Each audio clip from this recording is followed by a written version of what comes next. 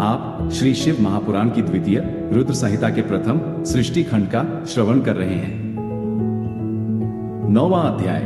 कथा का नाम है उमा सहित भगवान शिव का प्राकट्य, उनके द्वारा अपने स्वरूप का विवेचन तथा ब्रह्मा आदि तीनों देवताओं की एकता का प्रतिपादन।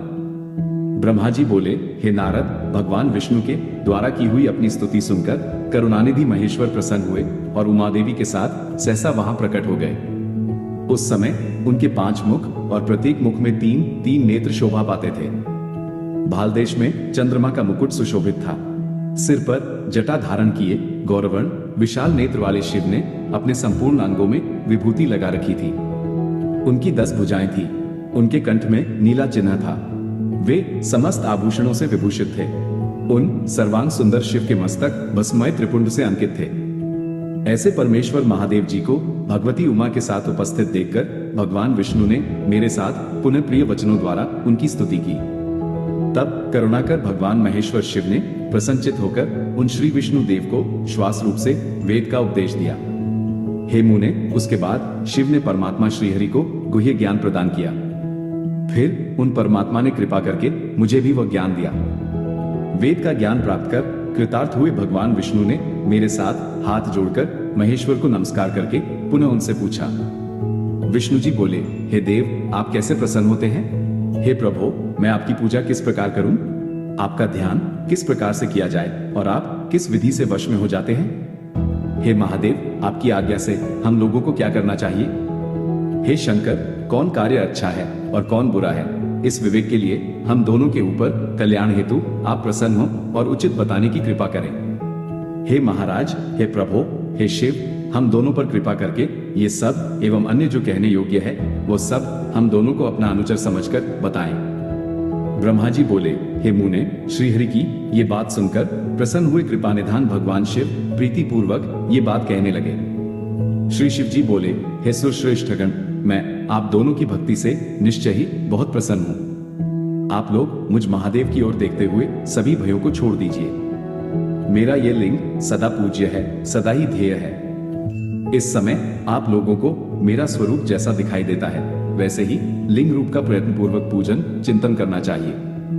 लिंग रूप से पूजा गया मैं प्रसन्न होकर सभी लोगों को अनेक प्रकार के फल तो दूंगा ही, साथ ही मन की अन्य अनेक अभिलाषाएं भी पूरी करूंगा।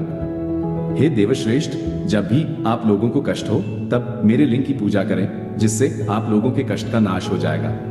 आप दोनों महाबली देवता मेरी स्वरूपभूत प्रकृति से और मुझ सर्वेश्वर के दाएं और बाएं अंगों से प्रकट हुए हैं। ये लोक पितामह ब्रह्मा मुझ परमात्मा के दाहिने पार्श्व से उत्पन्न हुए हैं और आप विष्णु वाम पार्श्व से प्रकट हुए हैं। मैं आप दोनों पर भली भांति प्रसन्न हूं और मनोवांछित वर दे रहा हूं। मेरी आज्ञा से आप दोनों की मुझ में सुदृढ़ भक्ति हो।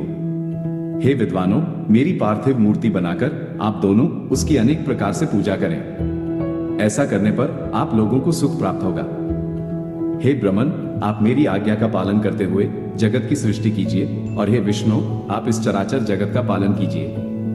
ब्रह्मा जी बोले, हम दोनों से ऐसा कहकर भगवान शंकर ने हमें पूजा की उत्तम विधि प्रदान की, जिसके अनुसार पूजित होने पर शिव अनेक प्रकार के फल देते हैं। शंभु की यह बात सुनकर श्रीहरि मेरे साथ महेश्वर को हाथ जोड़कर प्रणाम करके कहने लगे।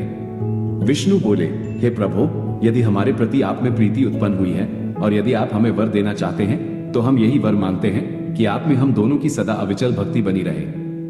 आप निर्गुण हैं, फिर भी अपनी लीला से आप अवतार धारण कीजिए। हे तात, आप परमेश्वर हैं, हम लोगों की सहायता करें। हे देव देवेश्वर, हम दोनों का विवाद शुभदायक रहा, जिसके कारण आप हम दोनों के विवाद को शांत करने के लिए यहाँ प्रकट हुए। ब्रह्मा जी बोले, हे मुने, श्रीहरि की यह बात सुनकर भगवान हर ने मस्तक झुकाकर प्रणाम करके स्थित हुए उन श्रीहरि से पुनः कहा। वे विष्णु स्वयं हाथ जोड़कर खड़े रहे। श्री महेश बोले, मैं सृष्टि पालन और संहार का कर्ता, सगुण निर्गुण निर्विकार सच्चिदानंद लक्षण वाला तथा परब्रह्म परमात्मा हूँ। हे विष्णु, सृष्टि रक्षा और प्रलय रूप गुणों के भेद से मैं ही ब्रह्मा विष्णु और रुद्र का नाम धारण करके 3 स्वरूपों में विभक्त हुआ हूँ। हे हरे, मैं वास्तव में सदा निष्कल हूँ। हे विष्णु, आपने और ब्रह्मा ने मेरे अवतार के निमित्त जो मेरी स्तुति की है उस प्रार्थना को मैं अवश्य सत्य करूंगा, क्योंकि मैं भक्तवत्सल हूँ। ब्रह्मन, मेरा ऐसा ही परम उत्कृष्ट रूप तुम्हारे शरीर से इस लोक में प्रकट होगा, जो नाम से रुद्र कहलाएगा। मेरे अंश से प्रकट हुए रुद्र की सामर्थ्य मुझसे कम नहीं होगी।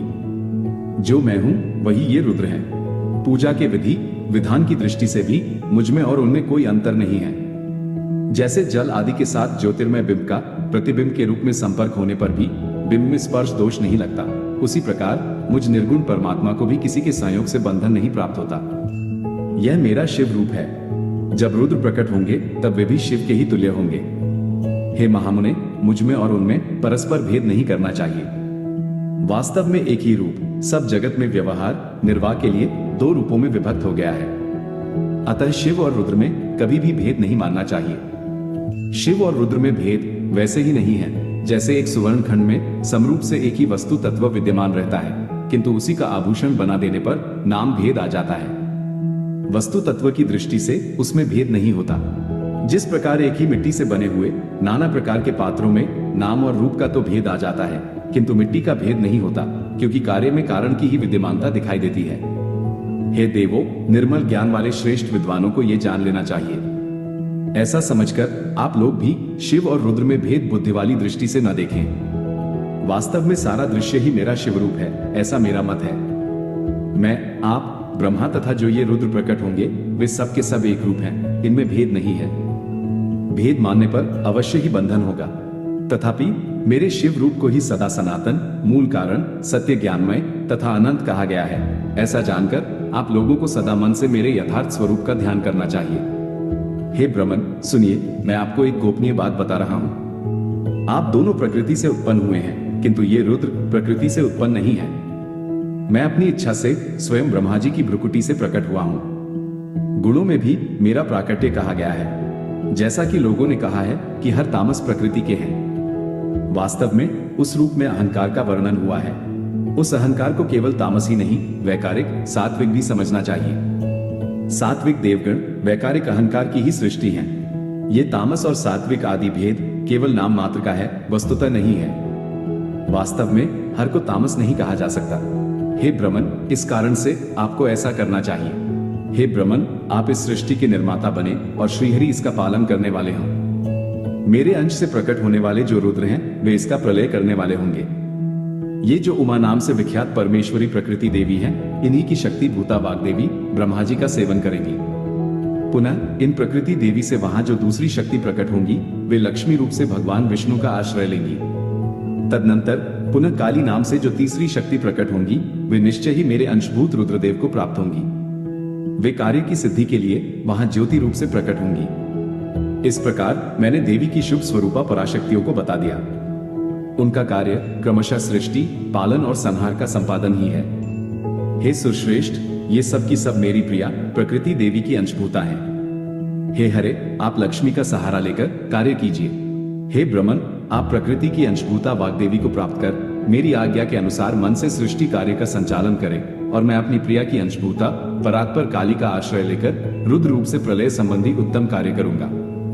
आप सब लोग अवश्य ही संपूर्ण आश्रमों तथा उनसे भिन्न अन्य विविध कार्यों द्वारा चारों वर्णों से भरे हुए लोक की सृष्टि एवं रक्षा आदि करके सुख पाएंगे। हे हरे, आप ज्ञान विज्ञान से संपन्न तथा संपूर्ण लोकों के हितैषी हैं। अतः अब आप मेरी आज्ञा से जगत में सब लोगों के लिए मुक्तिदाता बने। मेरा दर्शन होने पर जो फल प्राप्त होता है वही फल आपका दर्शन होने पर भी प्राप्त होगा। मैंने आज आपको यह वर दे दिया, ये सत्य है, सत्य है, इसमें संशय नहीं है। मेरे हृदय में विष्णु है और विष्णु के हृदय में मैं हूं। जो इन दोनों में अंतर नहीं समझता वही मेरा मन है, अर्थात वही मुझे प्रिय है। श्रीहरि मेरे बाएं अंग से प्रकट हुए हैं, ब्रह्मा दाएं अंग से उत्पन्न हुए हैं और महाप्रलयकारी विश्वात्मा रुद्र मेरे हृदय से प्रादुर्भूत हुए हैं। हे विष्णु, मैं ही ब्रह्मा, विष्णु और भव नाम से तीन रूपों में विभक्त हो गया हूं। मैं रज आदि तीनों गुणों के द्वारा सृष्टि, पालन तथा संहार करता हूं। शिव गुणों से भिन्न है और वे साक्षात प्रकृति तथा पुरुष से भी परे हैं। वे अद्वितीय, नित्य, अनंत, पूर्ण एवं निरंजन परब्रह्म हैं। तीनों लोकों का पालन करने वाले श्रीहरि भीतर तमोगुण और बाहर सत्वगुण धारण करते हैं। त्रिलोकी का संहार करने वाले रुद्रदेव भीतर सत्वगुण और बाहर तमोगुण धारण करते हैं तथा त्रिभुवन की सृष्टि करने वाले ब्रह्मा जी बाहर और भीतर से भी रजोगुणी ही हैं। इस प्रकार ब्रह्मा, विष्णु तथा रुद्र इन तीनों देवताओं में गुण हैं, परंतु शिव गुणातीत माने गए हैं। हे विष्णु, आप मेरी आज्ञा से इन सृष्टिकर्ता पितामह का प्रसन्नता पूर्वक पालन कीजिए। ऐसा करने से आप तीनों लोकों में पूजनीय होंगे। ये रुद्र आपके और ब्रह्मा के सेव्य होंगे, क्योंकि त्रैलोक्य के लयकर्ता ये रुद्र शिव के पूर्ण अवतार हैं। पाद्म कल्प में पितामह आपके पुत्र होंगे। उस समय आप मुझे देखेंगे और वे ब्रह्मा भी मुझे देखेंगे। ऐसा कहकर महेश, हर, सर्वेश्वर, प्रभु अतुलनीय कृपा कर पुनः प्रेम पूर्वक विष्णु से कहने लगे। इस प्रकार श्री शिव महापुराण के अंतर्गत द्वितीय रुद्र संहिता के प्रथम खंड के सृष्टि उपाख्यान में शिव तत्व वर्णन नामक 9वां अध्याय पूर्ण हुआ।